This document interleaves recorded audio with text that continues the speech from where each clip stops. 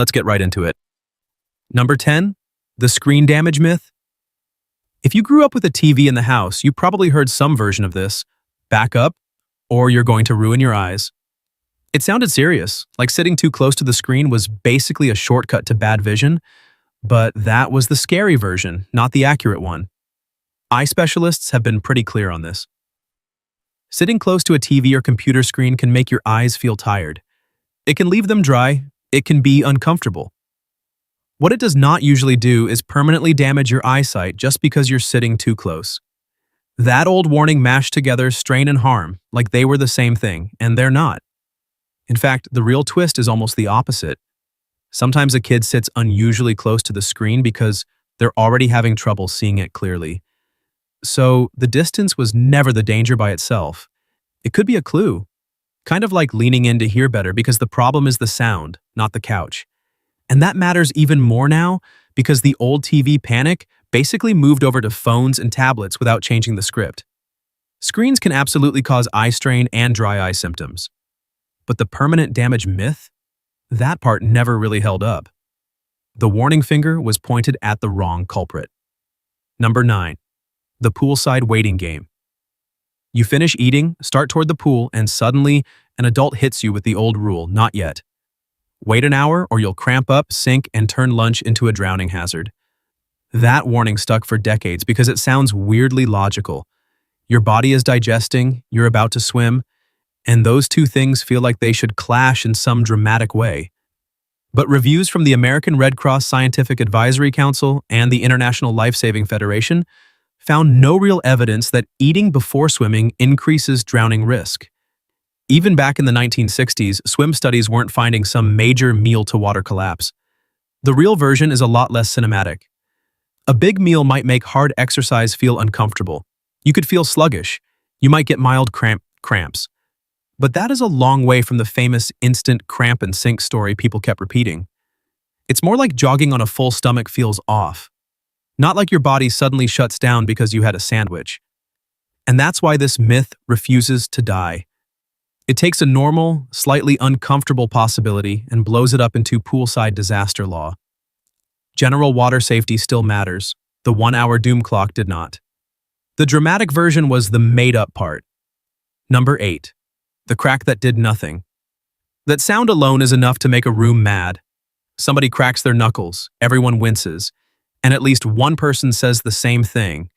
Keep doing that and you're going to get arthritis. Which would make sense if the sound actually meant your joints were grinding themselves into dust. But that's not what the evidence shows. A case control study published in 2011 found no meaningful osteoarthritis link between habitual knuckle crackers and non-crackers. And medical explainers have kept landing in the same place ever since. The scary pop was never solid proof that your hands were slowly destroying themselves. The real mechanism is a lot less dramatic. When you manipulate the joint, pressure changes inside the synovial fluid, and that pop is tied to gas bubble mechanics. In other words, it's closer to breaking a vacuum seal than wearing out a hinge. It sounds destructive, which is exactly why the myth survived so well. Now, that does not mean you should twist your fingers like you're trying to start a lawnmower. Very forceful cracking can occasionally irritate soft tissue or temporarily affect grip. But the big, lifelong warning was the wrong one. It annoyed the room more reliably than it damaged the hand. Number 7. The dim light panic. You probably heard this one from across a bedroom or kitchen table. Turn that light on. You're going to ruin your eyes. And it sounds believable because reading in dim light does feel worse. Your eyes can get tired. Focusing gets harder.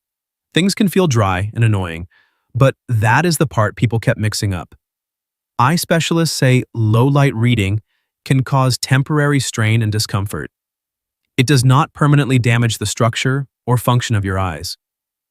The reason the myth lasted so long is pretty simple. If something feels harder, people assume it must be harmful. In low light, your eyes have to work more to pull detail out of the page, and you may blink less. So the experience gets more uncomfortable. But that is not the same thing as your vision being slowly destroyed. It's more like trying to read tiny print through a smudged window. The job gets harder, but you are not scratching the glass itself. So yes, bad lighting can make reading unpleasant. That part is real. The permanent damage warning was the exaggerated part. Harder isn't the same as harmful. Number 6. The wet hair cold myth. You step outside with wet hair and somebody immediately acts like you just signed a contract with the common cold. Put on a jacket, dry your head, get back inside before you get sick. That warning lasted because winter illness makes it feel true. People get chilled, then people get cold, so the brain draws a straight line between the two. But the CDC is very clear that colds are viral infections. In other words, cold air is not the thing infecting you. The virus is. The real twist is that winter still does matter, just not in the old folk story way. Cold, dry conditions can help create better spread conditions, and dry air can make your nasal passages more vulnerable. Plus, people spend more time packed indoors. So, the season can set the stage. It just is not the actor delivering the lines.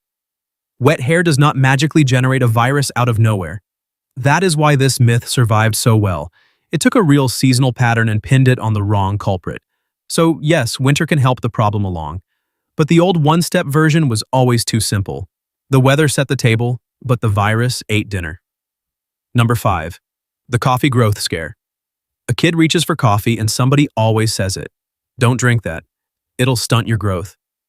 That warning stuck because coffee feels like an adult substance. Bitter, strong, slightly forbidden. So the myth basically wrote itself. But the actual height claim never held up very well. Clinical explainers have kept saying the same thing for years. Coffee does not stunt growth. And a 2023 study looking at caffeine intake and bone mineral density in children and adolescents found no causal association there either.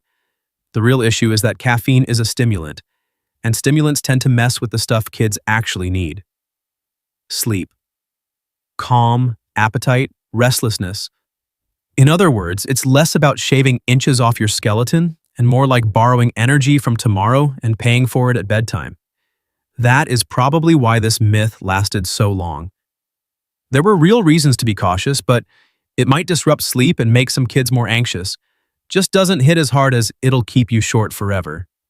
So the warning latched onto the wrong consequence.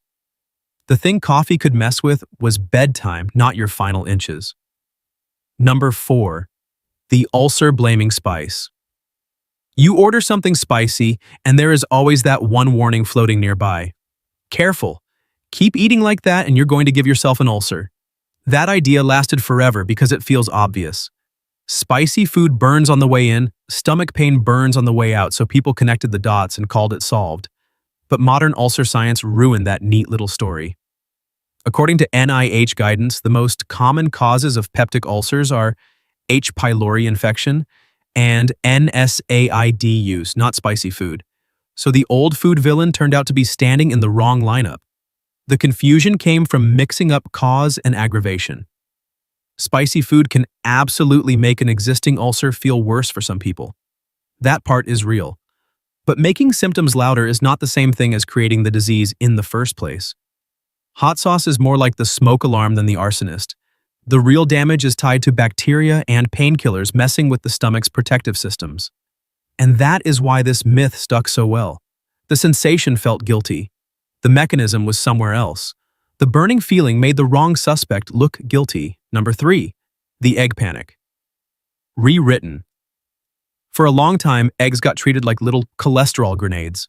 Crack a couple into a pan, and the warning basically came preloaded. Enjoy your breakfast, future heart patient. That old rule sounded clean, which is probably why it spread so well. One large egg has around 200 milligrams of cholesterol, so people turned that into a simple one-step story. Cholesterol in the food goes in, cholesterol in the blood goes up, arteries clog, end of plot. But heart guidance has gotten a lot more careful than that.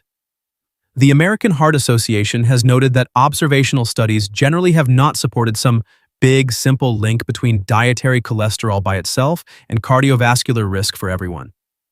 The old panic was too blunt. The reason is that dietary cholesterol and blood cholesterol are not the same thing. Your body regulates cholesterol through multiple pathways, and the bigger picture matters more than one yolk sitting alone on a plate. Saturated fat, overall diet, LDL levels, and individual risk all change the story. Blaming eggs by themselves is like blaming one band member for the entire orchestra. That does not make eggs magic, and it definitely does not mean unlimited eggs for everybody. Some people and some diet patterns still justify caution, but the cartoon villain version did not hold up cleanly. The yolk was easier to blame than the whole breakfast plate. Number 2, the growth plate scare. Walk into almost any teen gym conversation, and sooner or later, somebody says it. Don't let kids lift weights. They'll damage their growth plates and stay short. That warning sounded reasonable for a long time because a barbell on a growing body looks dangerous on sight. But the blanket version aged badly. The American Academy of Pediatrics has said supervised strength training is not harmful to growth plates, and sports medicine writing has gone so far as to call a lot of the old anti-lifting belief mythology. The real distinction was never weights versus no weights. It was structured training versus reckless training. That is the part people kept flattening. Resistance training loads muscles and bones in a controlled way. Good coaching, age-appropriate programs, lower weight, higher reps, and not maxing out before skeletal maturity are a completely different world from ego lifting with bad form. That is like comparing driver's ed to tossing a teenager race car keys and hoping for the best. So yes, kids and teens can absolutely get hurt in the gym, but the bigger risk usually comes from poor supervision, bad technique, or inappropriate loading, not from the mere fact that a young person touched a barbell. The barbell wasn't the villain. The bad setup was. Number 1, the knee wrecker that wasn't. For years, one of the most confident health warnings sounded like this: if you keep running, you're going to destroy your knees. Every step was supposed to be one more little hit of wear and tear, like your joints were being slowly sanded down. That story felt true because running can hurt. Knees get sore, hips get tight, and once pain shows up, people assume damage must be stacking up underneath. But the blanket version of that warning did not hold up very cleanly. In 2023, orthopedic reporting on more than 3,800 Chicago marathon runners found no association between cumulative recreational running history and arthritis risk on its own. A British Journal of Sports Medicine summary also reported lower osteoarthritis prevalence in recreational runners than in sedentary people. The important word there is recreational. This is not about every runner, every training load, or every beat-up joint. Prior injury, surgery, age, BMI, and family history keep showing up as the more meaningful risk factors. That is the part the old myth flattened. Impact exists, but impact is not the same thing as automatic destruction. Pavement is not sandpaper just because your shoes touch it a lot, and that is what makes this one sting a little. A warning that was supposed to protect people may have scared them away from one of the simplest forms of exercise in the first place. The real knee villain wasn't simply the run.